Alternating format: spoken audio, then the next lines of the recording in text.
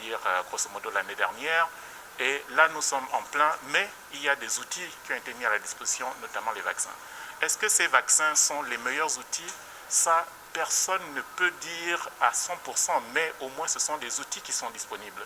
Ce qu'il faut se dire, c'est que dans 100 ans, dans 200 ans, il y aura des livres d'histoire qui seront écrits et on regardera qu'est-ce qui s'était passé à ce moment-là et qu'est-ce que les hommes et les femmes de cette époque-là ont eu à faire pour la pandémie. Et nous ne serons plus là, mais il faudrait que nous laissions notre marque et le mieux, c'est qu'on dise qu'ils se sont levés, ils se sont serrés les coudes et puis ils ont avancé avec les outils qu'ils avaient. Donc aujourd'hui, nous avons les vaccins qui sont là.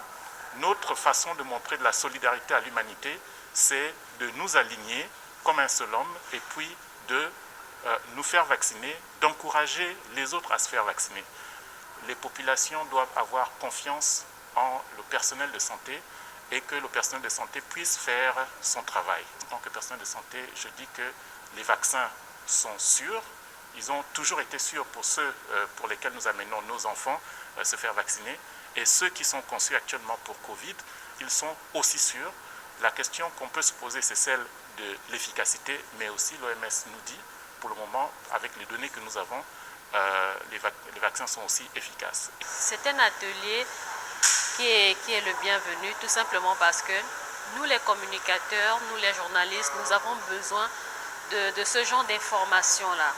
Parce qu'aujourd'hui, vous voyez, avec les réseaux sociaux, les informations concernant la vaccination, concernant le coronavirus vont dans tous les sens. Et avec cet atelier de renforcement des capacités, nous les journalistes aujourd'hui, on est en même de pouvoir fournir à la population des bonnes informations. Pourquoi il est important de fournir à la population des bonnes informations? Tout simplement pour aider à la lutte contre cette pandémie-là. Une population bien informée est une population responsable qui sait ce qu'elle veut, qui sait ce qu'elle pourra faire pour justement limiter la propagation de cette pandémie-là. Donc, nous sommes très satisfaits de prendre part à cet atelier de renforcement des capacités. Tout ce qu'on nous donne aujourd'hui comme information ne va faire que contribuer à la lutte contre la propagation de cette épidémie-là.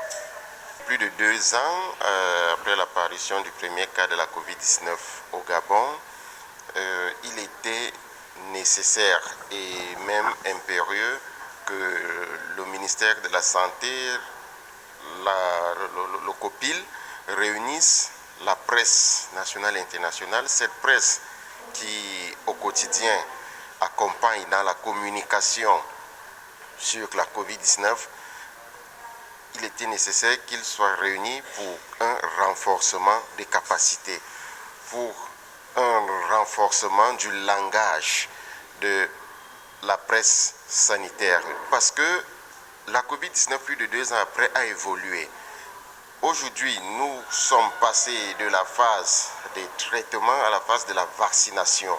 Et parce que nous sommes actuellement à la phase de la vaccination, il est nécessaire et urgent que la presse parle d'un même langage, que la presse se dresse contre les infodémies qui tournent autour de la vaccination. Pourquoi? Parce que c'est la vaccination qui nous permettra de retrouver nos habitudes passées, de retrouver notre liberté. Et pour que la presse sensibilise, il fallait vraiment que le ministère de la Santé et le COPIL et le Comité national de vaccination s'unissent pour donner le langage nécessaire à la presse, le langage que la presse va désormais utiliser pour sensibiliser la population à se faire vacciner. Pourquoi? Parce que si nous vaccinons 60% de la population est vaccinée, c'est notre liberté qui est retrouvée, ce sont nos habitudes passées qui sont retrouvées et je pense que dans ce sens, la presse a toute son importance, la presse a un grand rôle à jouer, d'où l'importance de cet atelier de sensibilisation, de cet échange entre le COPIL, le COPIVAC et le ministère de la Santé et également les hommes des médias.